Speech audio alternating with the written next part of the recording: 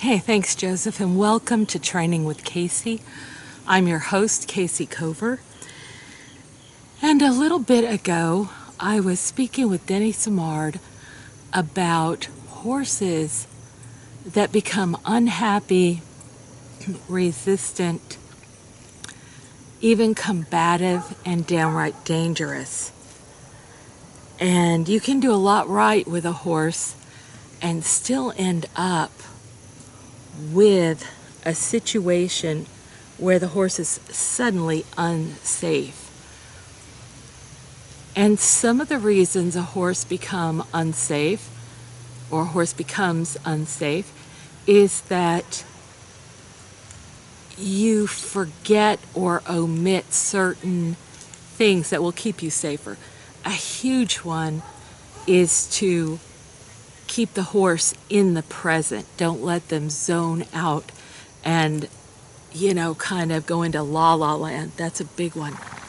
But there's another group of reasons that are just as dangerous, and they have to do with the horse feeling outraged, like it's been treated unjustly, that kind of thing. And we can avoid that. And SATS is particularly designed to avoid that problem, and here's why. Working with exotic animals, these animals are huge, but there's no way we can coerce them. If I cannot convince them to align their purposes with mine, I cannot coerce them.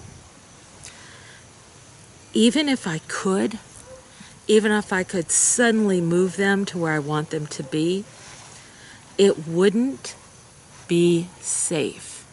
It wouldn't be safe for me, and it wouldn't be safe for them.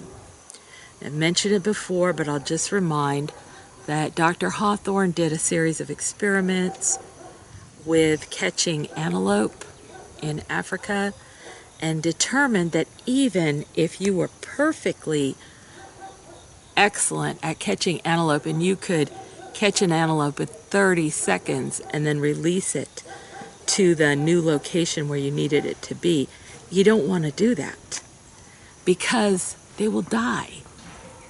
They'll simply die. They'll run into fences, they'll injure themselves, or they'll just die on the spot for reasons that we don't quite understand. What you can do instead with the antelope is you can gently keep them walking.